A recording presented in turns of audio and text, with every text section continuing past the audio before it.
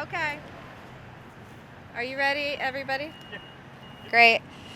Great. Good afternoon, everybody. My name is Lynn Tremonti. I'm with the Ohio Immigrant Alliance. And we came all the way to DC because we interviewed 255 people who were deported. And they told us that they're tired of not being heard and seen in immigration news and on Capitol Hill. Miriam C., who is a dear friend of mine and a new board member of the Ohio Immigrant Alliance, she did most of the interviews conducted in people's original languages. Some of them took 9 hours, some of them took 3 days. And she cried with people, she listened, and many of them told her that it was the first time somebody had asked them what happened to them. Most of the people we met with and talked to were deported during the Trump administration. They were deported to Africa. They're Muslim men. They're not really seen a lot in the immigration debate. And we're going to hear from people who are also in touch and doing a lot of great work on the ground in Ohio and beyond. So I'm just going to read what Miriam wrote. Like, why is this book called Broken Hope? So she said, I'm sorry. A lot of these people went through, I think, the hardest part of their life when they were deported. Because it was like a broken hope. Like the government broke their hope.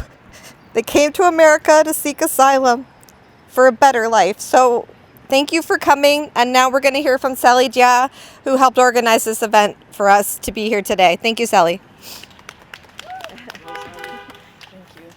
Hi everyone, my name is Sally Ja. I'm from Mauritania and I'm currently a student at the University of Cincinnati. I'm happy to be with the Reunited group with the Ohio Immigrant Alliance. I reached out to Lynn Tremonti, and asked her if I could take a lead on a role, something meaningful for a capstone project. So I was happy when she told me about a lobby day that she wanted to do to distribute Broken Hope book copies and just to let people know what's going on. So I'm happy to see all these volunteers that have come and supported us and just spread the message out to, what's happening to these individuals and their stories. And the Broken Hope book really does a good job of outlining, what's happening to them, the discrimination that they're facing home.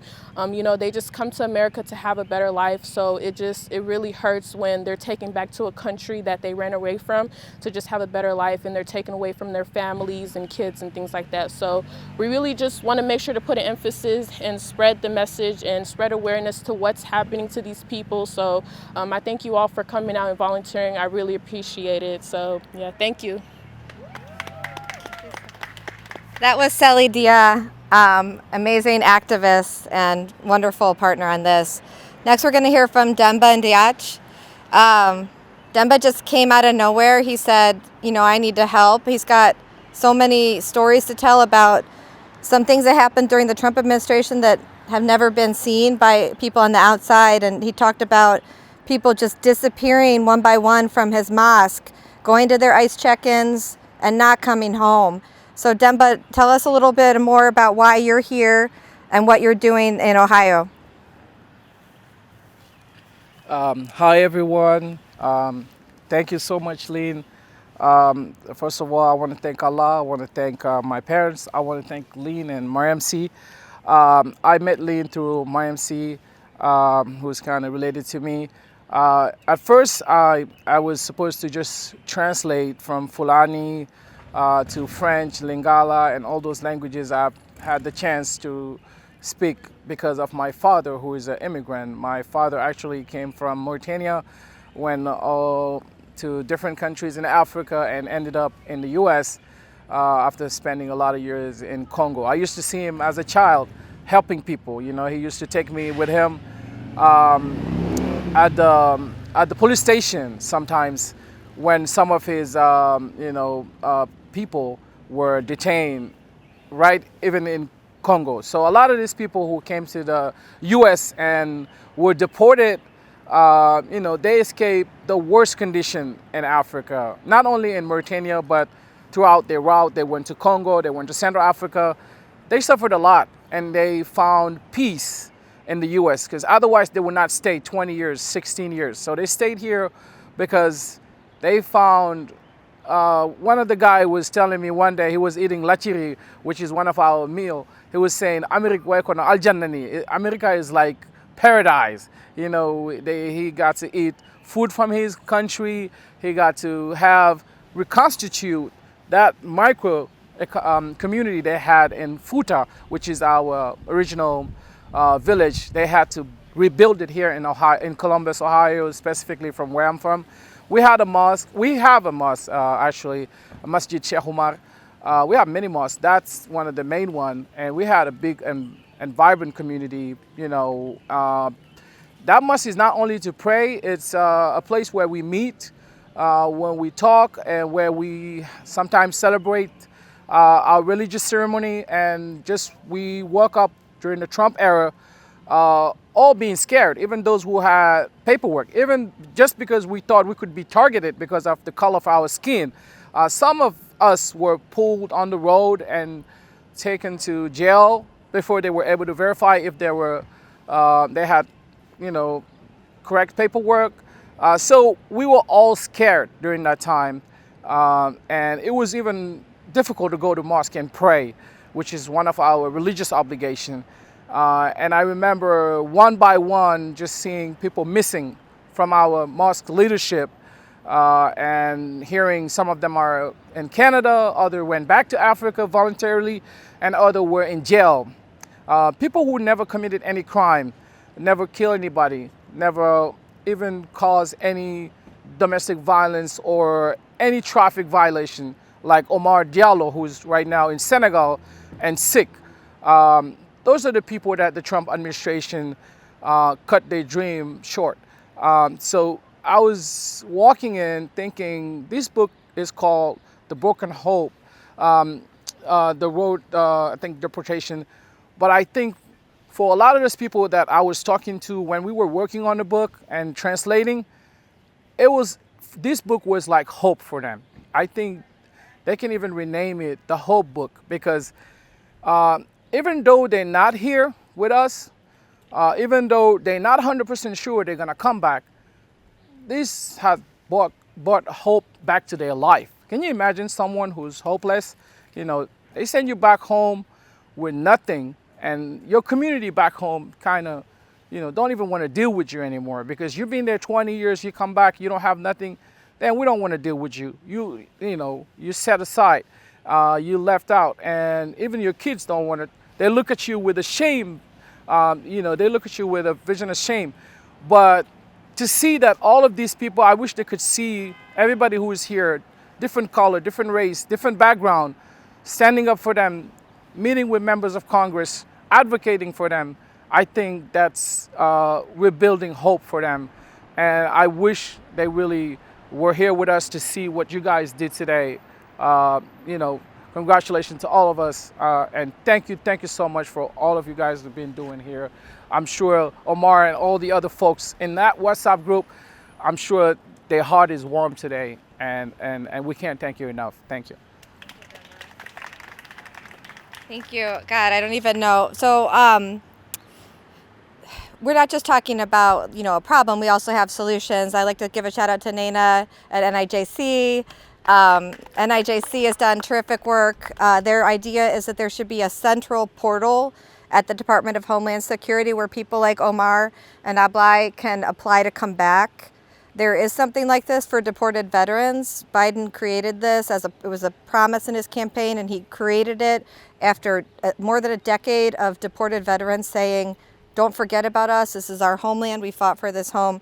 And so people who lived in the country for 20, 30 years and built their lives here are saying, please just give us a chance. And I just want to take a minute to ask you guys to think about, what if somebody told you tomorrow you had to walk away from everybody and everything that you had built for 20 years?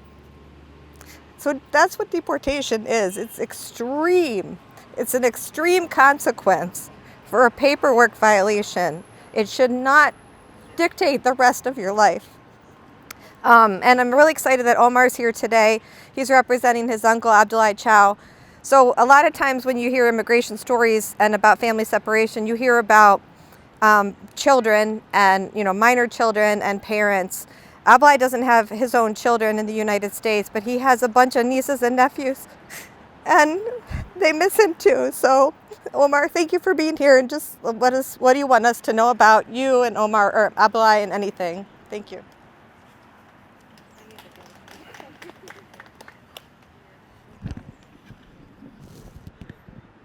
Sorry, it's just a little bit low. Yeah, but honestly, with the issues that we're talking about today, a lot of these things are results of decades of neglect and also decades of blatant, I want to say honestly, blatant assault on Africa as a continent. We can look at imperialism, we can look at colonialization of the continent overall, and we can see how that fostered the environment for what we see today, where people actually feel the need to leave their home country and come here because they can't actually live in their home country without facing extreme racism, extreme genocide, and extreme persecution for simply existing in a country that was supposed to be theirs to share and live in. And so when we see these things that we're looking at today, we're talking about a lot of policy that we want to implement to help these people and help change and help people not be deported as much, but it's much deeper than that. This is just like the start of what we're trying to do. This is just the start of actually trying to implement real lifelong changes, because again, these are decades and decades of things being built up to where now people can't even live in a country with their family members without fearing being deported and basically uprooted from their entire lives. 20 years is a long time for someone to build a community, establish a family, establish a routine, just to be uprooted and taken home and treated as if they were a criminal just because of their immigration status, because of where they were from, and because of, again, decades of neglect and decades of, honestly, Western imposition on Africa as a continent. So it's much deeper than just, my uncle Abdullah. It's much deeper than just simply people being deported from their country. It's much deeper than that, This is an issue that, we see across the continent of Africa as a whole. Still haven't recovered from colonialization and the impact that it's had. There's still so much that needs to be done. There's still like a lot of rewiring of the way we think of Africa as a continent, the way we think of these issues as a whole. And so I think just starting here with policy, starting here with the will to want things to change will allow us to really start to break down these issues on a larger scale, to really understand what colonialism has truly done to the continent and how it's created such a broken and fractured structure to where countries don't even have stabilization within their own governments. A lot of interstate wars and things like that have been perpetuated over hundreds of years, probably like 100+ years now. And this isn't something that's just happened over the last 20 years. So all these genocides, all this economic instability, all these conditions that make people need to flee their home countries to come here in the first place was all fostered from something. So we have to acknowledge that, and we have to start with these policies, but also acknowledge that we need to change the way that we actually look at the continent as a whole.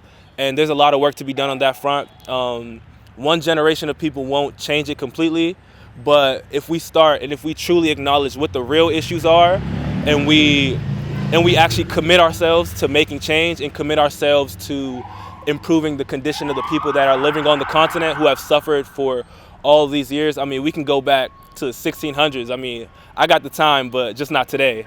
So yeah, I hope you all can really learn from this and really take initiative to not only learn about how policy can affect change, but learn about why we're here in the first place, because we can't really have true change if we don't understand why we're here in the first place.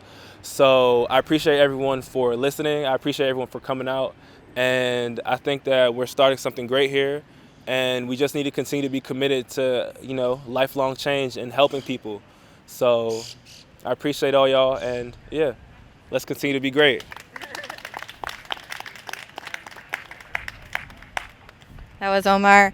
I also want to point out Suma Seti. Can you raise your hand? So, woo! Suma's co-author of the book. Suma brought the research chops.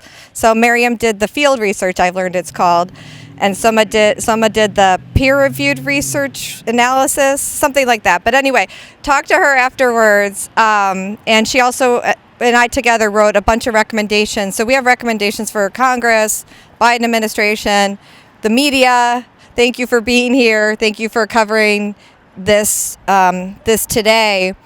And for advocates and funders, like, don't forget people who were deported. You're working on important issues about asylum law and who gets to come in and not, and detention and all these things. But, you know, the people who were deported bravely spoke up, and their whistleblowing closed 2 ICE contracts, ended 2 ICE contracts in Ohio jails. So while they were incarcerated, they stopped the system from harming future people. So they shouldn't be forgotten in our policies. We need to include them. And then, so I think the last speaker, then we'll see if there's any questions, is Wafa Jasmine Hamdi, also from Dayton, or also from Ohio. And she'll tell you a little bit more about why she's here.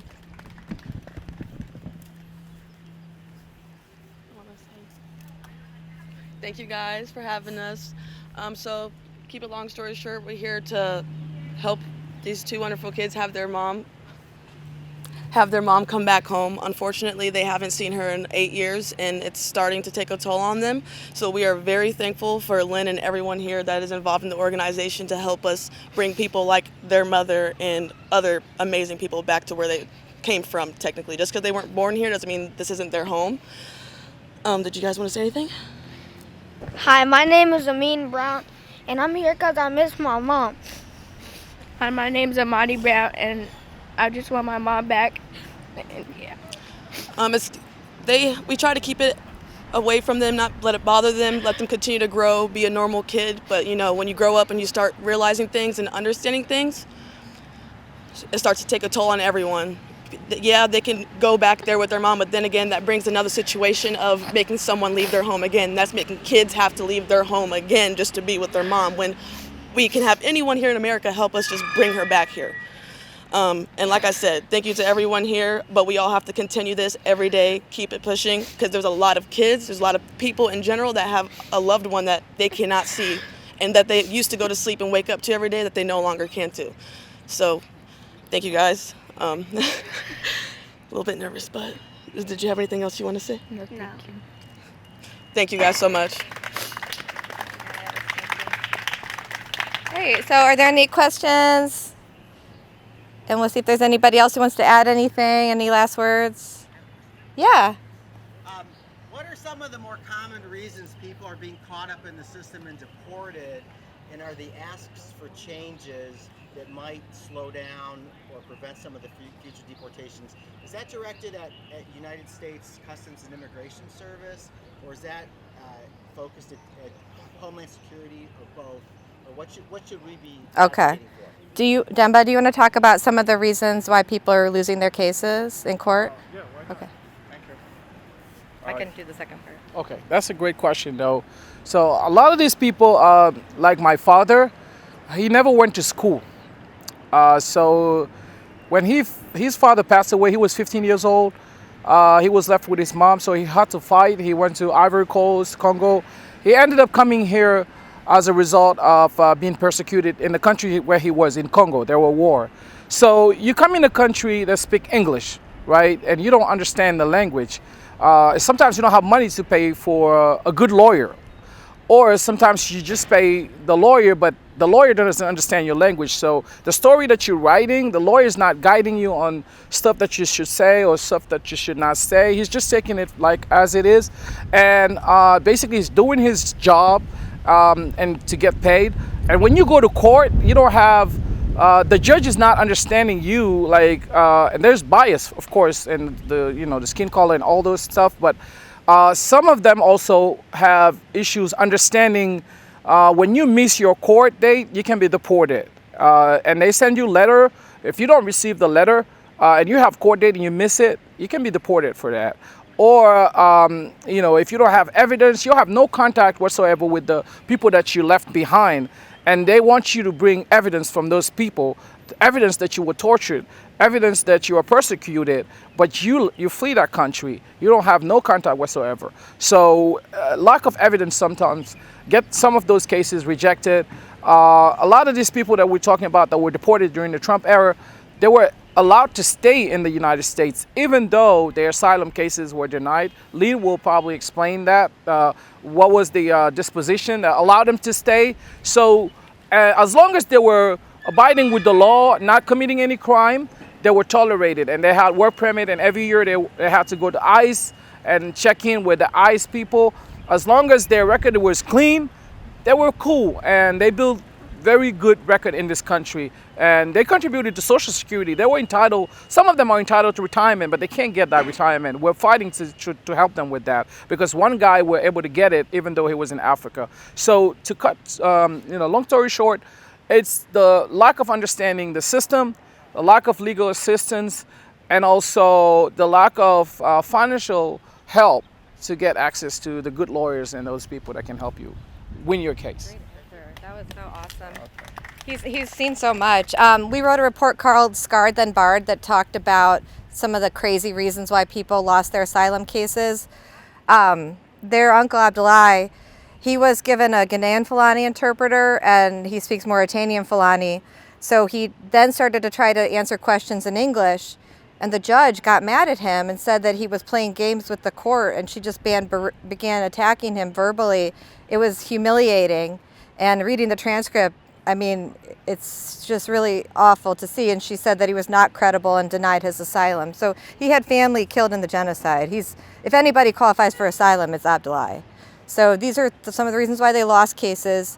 Then what Demba is saying is some of them had orders of supervision. So ICE decided, we're not going to deport you, or actually Mauritania wouldn't take them because they don't consider them citizens. So you can live here and work and pay taxes, and we can benefit from you, and you can build a life. And then Trump came in, and all of a sudden people who had orders of supervision were at the top of the list for deportation because they were the easiest to find. They were showing up at ICE offices, literally walking into their office and not coming out. The question was about what should we do. So, Mauritania TPS is absolutely needed just to protect the people that are still here.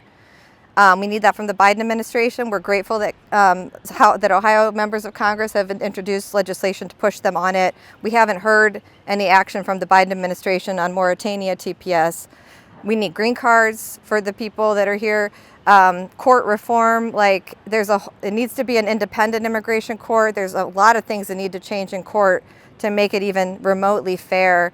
And then for people that were deported already, they need to be able to just not have a lawyer to do some $10,000 case, but just to be able to have a simple application to say, can we please come back? And then it's a yes or no. And, just give them a chance, give them, just like the veterans who were deported, just give them a chance to make a strong case, because, they still left everything here. Anybody else have anything else to say at all? Great. Well, thank you so much. I'm grateful to everybody here for showing up and taking time off of work and, summer school and everything just to be here today. And yeah, have a great day. It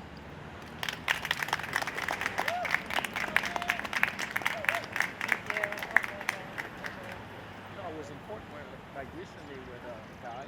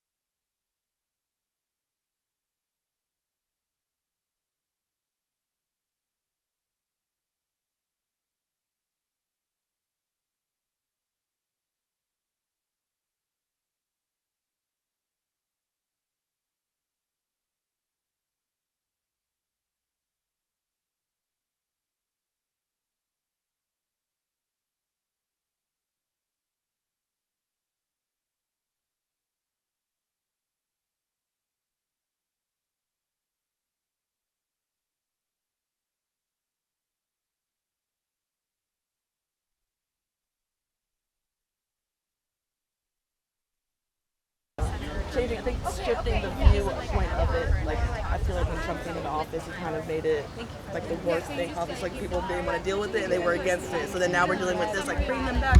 People are like, they don't understand. Yeah, they don't understand why we want to bring them back. And then they're like, it's not. I went to, she was like great, like it felt like we were having a conversation, right? Like she genuinely felt like she knew.